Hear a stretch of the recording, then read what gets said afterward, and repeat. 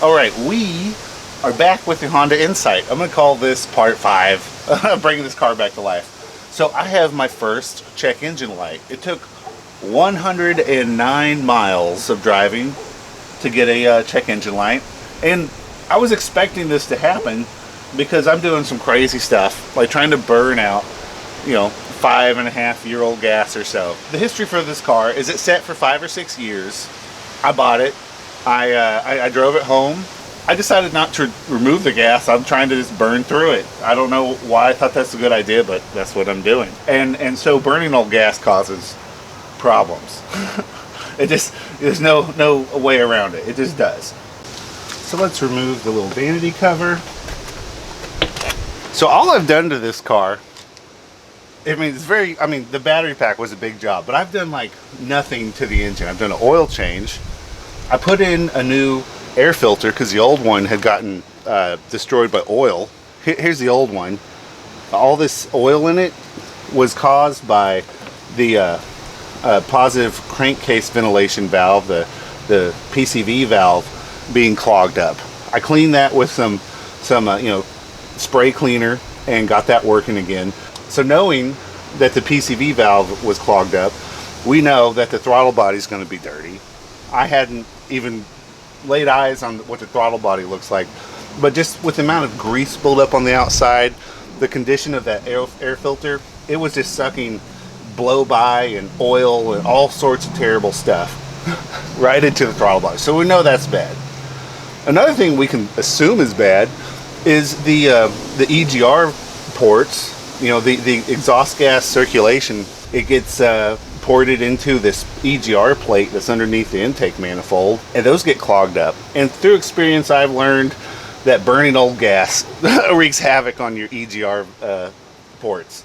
My old Honda CRX HF, I let it sit for maybe a year and a half, maybe 2, I forget, and I fired it up and I drove it around on the old gas, and then the EGR ports just went solid, clogged up with carbon. So we know there's issues without even having to pull codes or look at it, just the history and what I've already done to it. But see, we do have the check engine light, 207,671 miles on the clock, so that is 109 miles I've driven it since putting in the new IMA battery. But when reading an engine code, you basically have 3 options.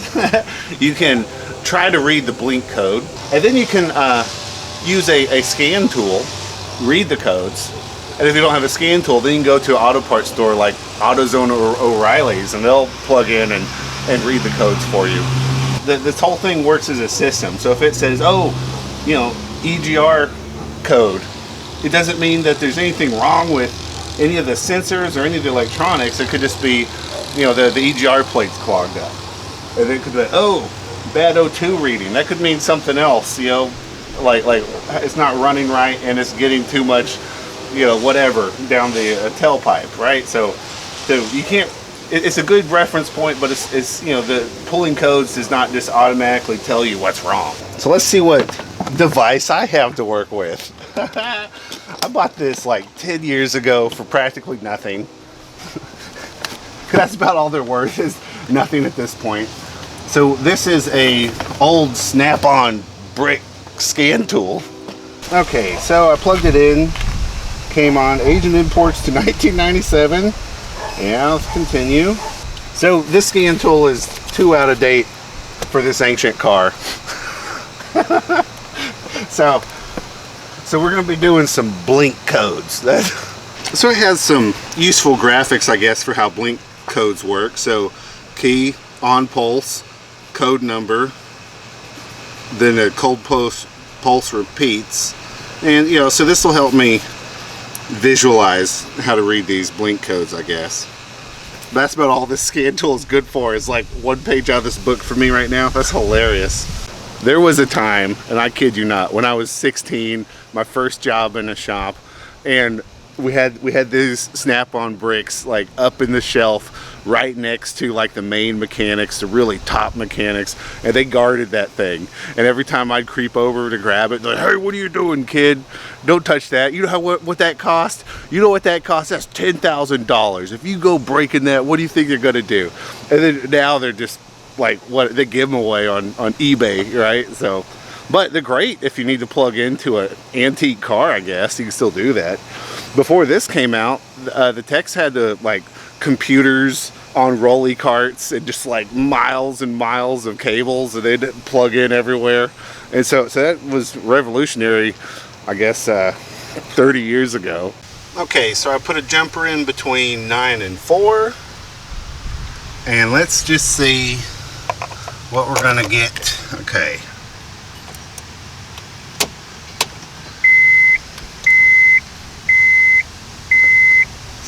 Okay. I have a blinky light. I forgot to count. So we're gonna wait for it to cycle. All right. 1, 2, 3, 4, 5, 6, 7. Oh. What was that? I think I did that wrong. Okay, let's wait for another cycle. 6, 7. Okay, 61. What do you think? Does that look like a 61? We got all sorts of blinks going on. So we also have ABS blinks. We have EPS blinks. No IMA blinks, by the way. These Bumblebee batteries are working great. 1, 2, 1, 2. So the EPS is giving 22. Let's count this one. 1, 2, 3, 4, 5, 6, 1. 61? So honestly, I'm not quite sure if it's blinking 61 or if it's blinking 7. You know, the EPS blink, it did 2 long ones with a rest and 2 short ones. That is the way it's supposed to look. That looks like 22. But the ABS and the check engine light, it does, without a rest, it'll do the 6 long ones, and then the last one seems to go off a little quick.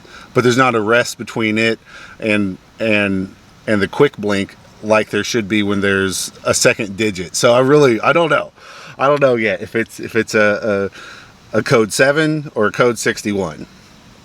But I still got the auto parts store option, so I think that's what I'm going to do, is have them plug in and tell me what it says.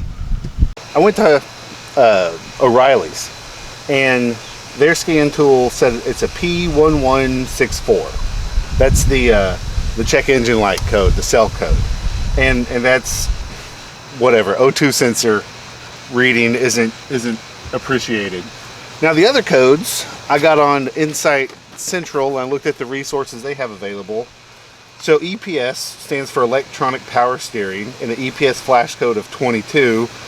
The fault is underinflated tires or different size tires, and then it says see TBS or Honda Service News. Now the ABS blink code, I looked it up. No code 7 exists, so pretty sure that has to be a 61, right? So ABS flash code 61 says the fault is ABS failsafe relay. See repair manuals and service news. See DTS 6162 FSR plus B voltage. Whatever the hell that means. I have no idea. And then finally the DTCP codes sorted. I looked up a list of them. So the cell, the check engine light code, you know, pulled by O'Reilly's scan tool, is the P1164, right? And then it is linked to this blink code 61. So the blink code also, you know, I was confused if it was a 7, which doesn't exist, or a 61, which does exist. So it's a blink code of 61, and that's the code. So the car doesn't like what it's seeing from the O2 sensor. Okay, and that could be an O2 sensor problem. It could be 6-year-old gas problem. It could be up the line someplace else where since the PTC valve had sucked all that oil for all those years into, past the mass airflow sensor and into the throttle body, and probably the EGR plate is clogged up to some degree. It could be something else. The only real warning that I saw on Honda Insight or InsightCentral.net was one guy, he said, which is a valid concern. He said, well, what if the sensor, the O2 sensor, isn't wrong? What if you're actually overloading your catalytic converter and you're going to destroy it if you don't fix the problem? That sounds concerning. That sounds like an expensive repair. The O2 sensors are expensive enough. I don't want to just like throw one on. But so that's where I'm at. The problem is, I'm not an idiot, but I am not trained at all, ever was in any way, shape, form, or fashion, how to interpret stuff from computer codes. I've dabbled in it, and sometimes I've gotten lucky, and other times I just, whatever, didn't fix it. But this is one of the first times in my life that I haven't had shop connections where I could ask real mechanics how to fix these problems. Yeah, that's where we're at. I think the bad gas is a problem. I probably should have pumped it out, but I'm going to burn it. I'm going to burn it all up. I'm still getting 50 miles a gallon on it, so whatever. I'm going to take this apart a little bit, and I'm going to see if I can't get a glimpse of the, that was not very tight, of the throttle body. And then also, I'm going to take out the mass airflow sensor and just have a little gander at it. Okay, so this car doesn't have a mass airflow sensor. It has a MAP sensor. What's that? A mass atmospheric pressure sensor or something? I thought this might be the mass airflow sensor, but this is a intake manifold temperature sensor. Let's see what it looks like. This is pretty gross. Might as well clean it. So that's one thing we can do. We can clean that. The throttle body is disgusting. Can y'all see that okay? That is pretty gross.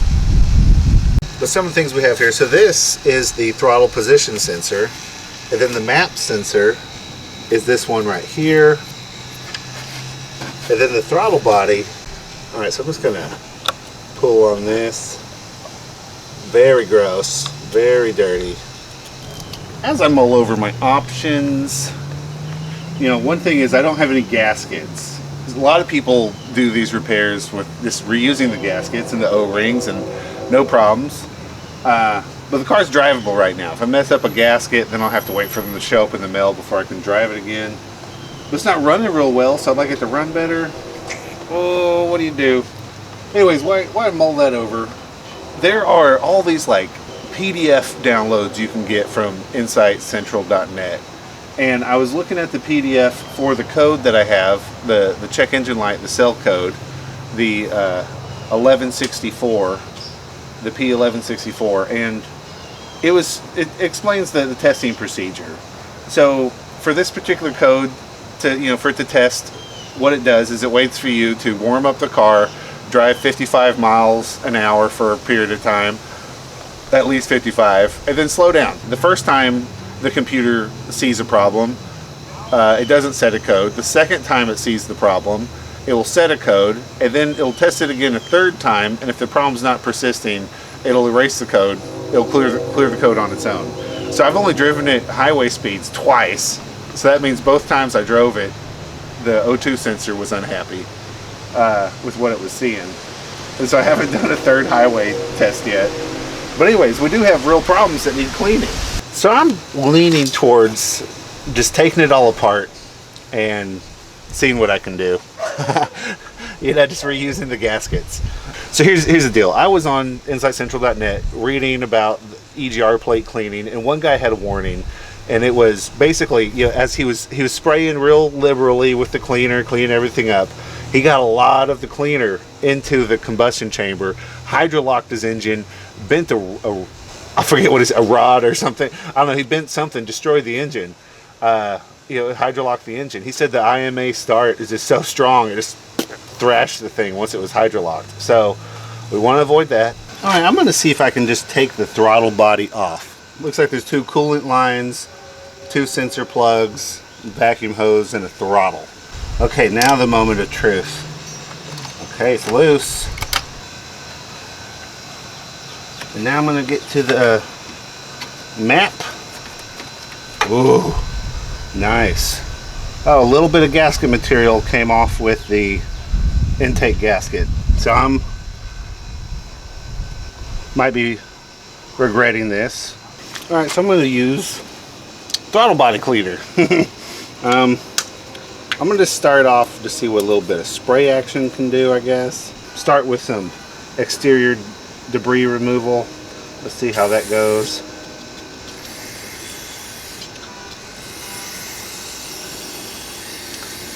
So I don't know if taking this off was the best idea, but we're stuck with it now, guys. Okay, let's see if I can ruin another gasket. Do I really want to risk that gasket? Because that's a water passage going between two. But there's Phillips head screws on it. I could just pop it off and see. No, I might leave that together. Because it's a water passage and then an air passage. We don't want to fuck that gasket up, because if these cars really can be destroyed by getting hydrolocked, let's not screw with that. That'd be dangerously silly. So I have used a zip tie to hold the throttle open, and I'm getting there on the cleaning. It's so small, it's hard to get to. So I stole an old toothbrush from my daughter, and I'm gonna load it up with the toothpaste. And I'm gonna scrub. And so this does a great job getting the stuff out of there, but then it evaporates and dries and collects someplace else. So it's a little bit, I don't know, frustrating, because if you let it dry, it just goes permanent wherever it dries at. So that's what I've been reduced to. A little bit of toothpaste, a little bit of scrubbing, and then a frantic wipe before it evaporates. Alright, so I worked pretty hard on this, and I don't know if you can tell, but there's like an even amount of light leaking all the way around it. I mean, it's as clean as I can get it. I've worked on it for way too long. So hopefully that did something. Alright, so what else do we have under here? So there was a gasket right underneath the throttle body, and then here there's something else. Here's a little spacer thing, and it has an O-ring. Yeah, we'll just go ahead and clean this up, I guess. This throttle body cleaner evaporates quick enough that it really is easier to use it a little bit on a rag and then wipe it. Alright, so just because I would wonder about it if I didn't do it, I'm going to spray out the map sensor. Contradictory things on the internet. I know nothing about them, to be honest. So some say that it either works or it doesn't, because it's a diaphragm that moves. Others say you get a lot of benefit out of cleaning it. And there's a couple things I could do, I guess. I could unbolt it and try to clean it directly, or I could try to spray through its little air passage and see if I can get any joy. So I'm going to try the air passage first. We'll just... Oh yeah, this cleaner actually works good. Goodness. The internet also said it was fine to use the mass airflow sensor cleaner on a map sensor. I hope that's true, because these cost like $800. It says AutoZone for non-OEM. So we're here. We might already need to buy a new a new gasket. So let's just keep going. Can't screw up any more than I already have. So let's see if I can get this loose with a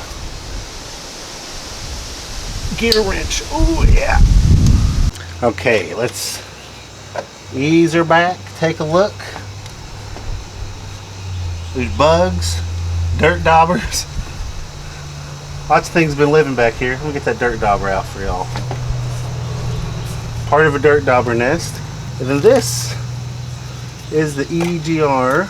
And then there should be a gasket on it. Be gentle. Okay, gasket slid off. No issue. And this is fine. Look at that. But we can clean it. Absolutely fine. Alright, let's just make sure it's still running.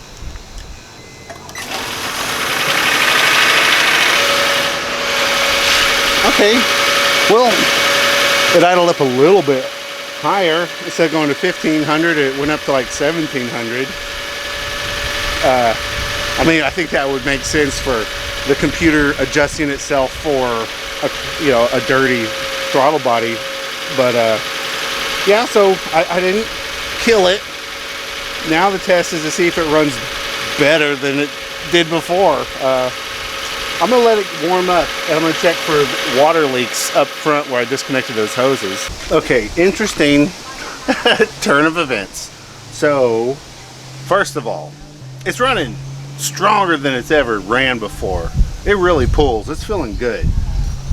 But the little, I don't know if I mentioned in this video, but in the last video and the video before that, I was talking like it has a little bit of a miss and a stutter to it. Like when you're maintaining mid throttle or low open throttle, not open throttle, but low, just barely pushing it, it would kind of go ba ba ba. But now when it does that at the same position, it's like, oh, it's like it shuts off or something. It's like a big miss now. And it might just be showing it that way because the engine is running so much stronger. It was just hauling ass. I mean, it really was. It was running good. So one of these hoses that I was messing with is leaking, but it's not a clamping problem. The hose split as I was jerking with it. So it's probably an original hose and it's probably however old it is, 22 years old or something. So I'm gonna have to figure something out about that. So now I have a coolant leak. So I caused a coolant leak. All right, so when I was ripping these, where are we? When I was ripping these hoses off with my pliers, I got a little aggressive and I made a hole. Where is it? Right there. So that's, you know, I ripped that with my pliers, getting it off. And so it was leaking, and it's leaking out the good stuff, the blue antifreeze that cost 20 bucks. I looked up the part, you know, to see if I could buy one. It says it's discontinued for this shaped piece of hose, but it looks like the 5/16 inch hose that you can get from, you know, AutoZone or whatever. Looks like that's going to be a good fit. Snug, but not too snug. And since it comes in a coil, you know, of hose, it already has like a shape to it. I don't think I'm going to have to shape this one. I think I can just stick it on and it'll be good enough. All right, well, I pulled all these out and I've inspected them. There's like no cracks in any of my coil packs, so that might not be the problem. I was hoping for an easy fix. There is like corrosion and stuff. Do you see how that part of this pack is getting all lifted up from rust and stuff? So I might just reset the codes and see if it throws a code for this to help me out. But yeah, all these boots are good. The other thing it can be, some people have had this problem and they've replaced the key sensor ring. And I guess there's one on this car. I mean, further troubleshooting might be necessary for that misfire, and it could just be a bad coil pack. Maybe the computer would tell us something.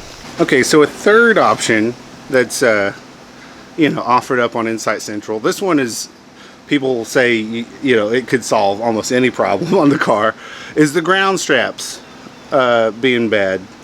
So, you know, I have corrosion. The 12 volt one is very corroded.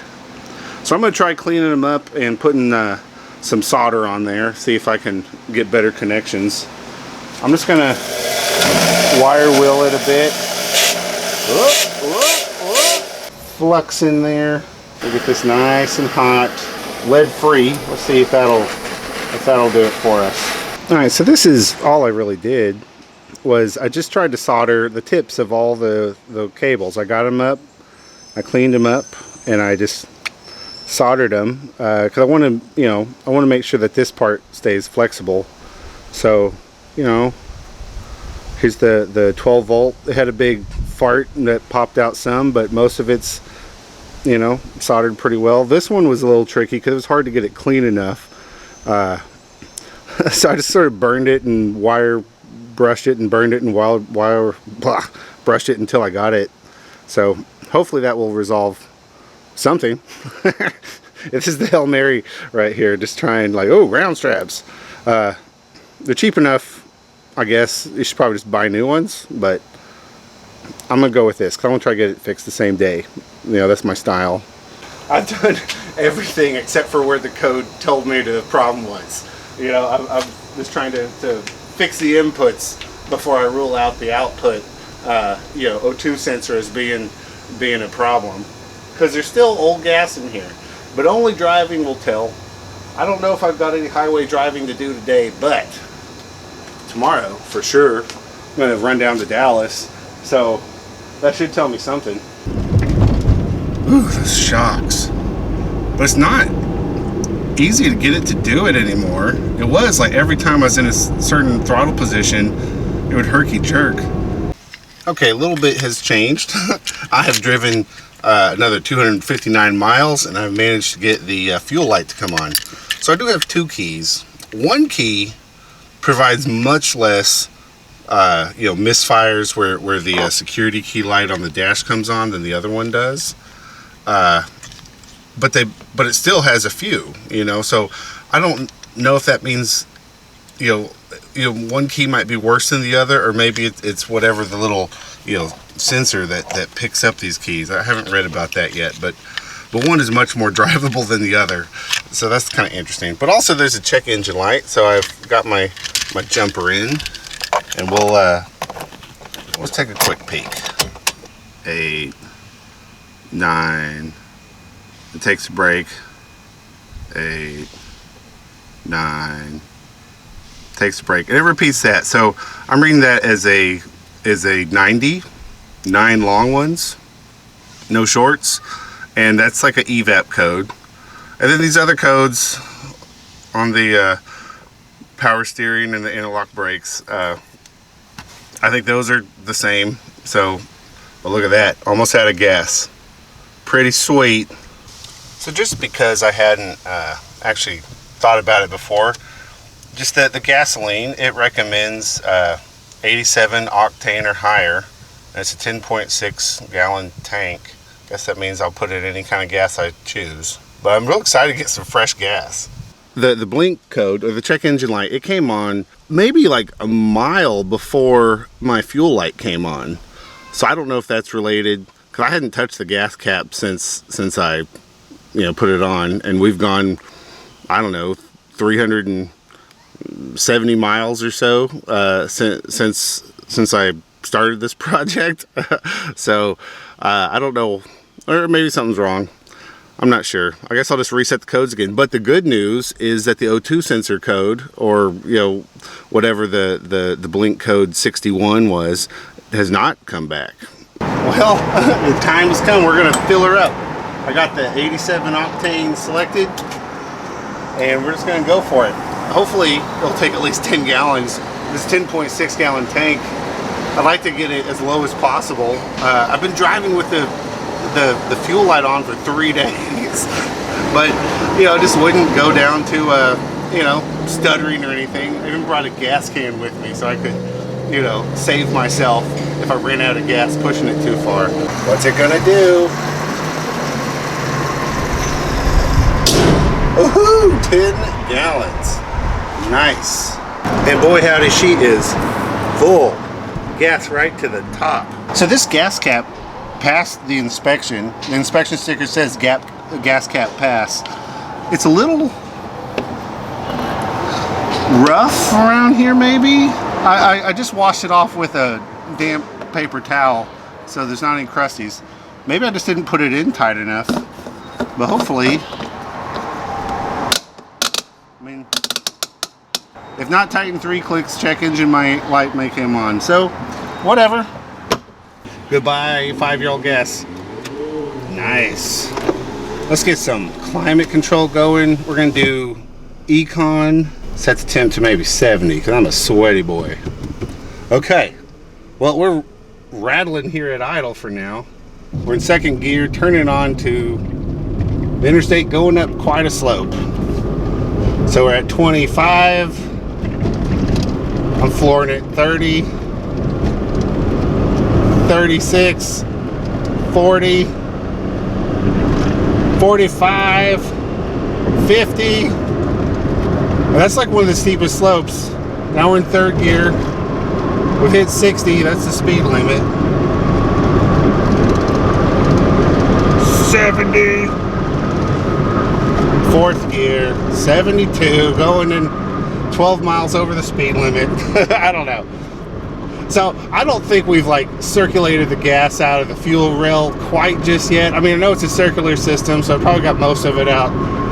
But this thing's just so dang fuel efficient. I mean, it took, what, 2 weeks of driving to burn out the old gas. But I'm real happy to have this new gas in here. I'm hoping that it will help with idle with the AC on. The idle with the AC off is nice and smooth, but it'd be cool if we have a smoother AC on idle, because down here in Texas we get hot. Well, as of now, you know, it's still a little early to say, but I don't feel really any difference. That 5-year-old gas, so the 5-year-old gas, when I say 5-year-old gas, I had half a tank of 5-year-old gas. I had 4 gallons of new gas and 1 bottle of seafoam to it. I'm not feeling like a big difference in how it runs, putting 10 gallons of new gas in it for the first time since I've owned it. So I'm not entirely sure. I mean, let's see. Okay, 30, we're in second gear. 40, 45, 50, let's go third gear. 55, 60, I mean, well, 59. I cut it off too soon. Maybe that's better. I mean, that's pretty good pickup, but it had pretty good pickup before, so I'm just not totally sure how bad old gas is. You know, to solve the little flashing security key problem and the misfiring, just to see like if that's the sole problem, because I could have multiple failures because I did all that work to it, right? So I bought the little microchip, and then I bought this little, God, I don't know what this is, some sort of like pin thing to you know, solder to the microchip and stick onto the circuit board to bypass the key. And I bought some solder wick. Before I do that, because there is the risk of totally destroying the inside, I'm working on this, my 4Runner first. I had, you know, the clutch went out. So, see this little clutch cable? It finally sprung a leak. So I got a new one. Also the fan, the clutch fan is like, walks up and it just makes this roaring sound. Hurting the fuel economy on that too. So I'm going to make sure this thing is good to go before I run the risk of just destroying my main computer for the engine on that thing. All right, we're down here in the passenger floorboard. Let's just reveal the ECM best we can. I'm going to peel back the carpet, and then there's this metal cover to protect it from, you know, your feet or whatever. Got some 10mm bolts, looks like 4 of them. So the only instructions I see on this post is to install it, you have to desolder the original Immobilizer chip and add this one in its place. I chose to desolder the pins from the OEM chip and solder to the Immobilizer Bypass chip to easy installation, but you could use head pins or wire too. And then a couple posts down, Rep. Can't read these names. He tested one, see how it works, and he's like, pin 1, you know, from left to right, pin 1 is ground, pin 4 is 5 volts, pin 8 is a 1 kilohertz 50% duty 5 volt continuous PWM, pin 10 pulled high for 2 seconds to turn on the immobilizer light, then goes low. And his advice is go ahead and buy one of these versus making one, but it's nice to know how it works. So I guess you don't have to solder all the pins. Anyways, I'm nervous about this. I got my other cars ready to go in case I destroy this one. All right, so here's what Northern Tool had. After sales tax, it was $16.30. All right, I kid you not, I cannot get this to do anything. So what I'm doing now is I'm just going to cut these off this chip like this, because I'm really getting close to running the risk of totally ruining this board. So I got the backside disconnected. I'm gonna see if I can just push some of these off with the soldering iron now. Oops. Oh my god. So now what we have is we have all these just chilling, half cut with razor blades, half melted and pushed back. So I am going to continue as if things are fine. I'm not real sure how it would be easier to, you know, try to solder that original thing up into here, or if it'd be easier to use this thing. Alright, I got a few of these under my belt now, and I'm getting fairly good at it. So I'm adding heat, give it a little wiggle, it pops right out. Putting this solder wick on top and seeing if it can suck these holes open for me. I say that's what I'm going to try. It's not all that easy. Oh my god, I have totally screwed the pooch. I knocked this little like resistor thing off. Oh no. I don't even know how to, I can't even see it. So small. I have no idea if I can fix that. Oh shit. Okay, so I'm not doing so good over here. I don't know if I've ruined this, blah blah blah blah blah. But anyways, I'm gonna go ahead and install whatever the hell it's called. I'm gonna install this header. And I couldn't get the solder out of this one, so I'm gonna try to heat this pin up once the rest of these are on and push it through.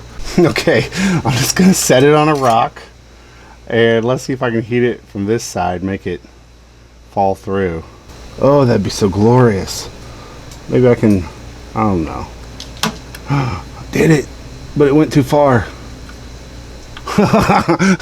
Okay, and I'm just sort of guessing at how this goes. You know, the original one had the microchip pointing inward, so I assume this one will go that way too.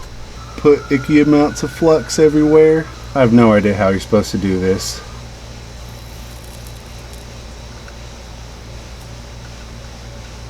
That one looks like it connected well.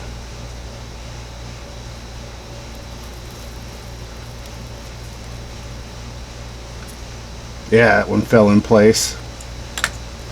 I'm just gonna do that all the way across. Okay, let's try my final bad idea. See if we can just bend this all as one unit. I don't know, man. Oh shit, that is tight.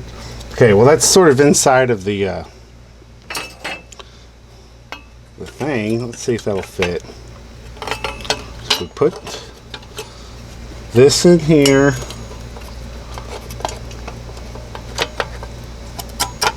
Okay, well it's in there. Shit. Okay, well there's nothing left to do but test it, I guess, because I've so screwed this up. Let me put this in together. Oh my god, I'm real nervous. High probability I fuck this up. Let's go ignition. Lights are on. Key went off after 2 seconds.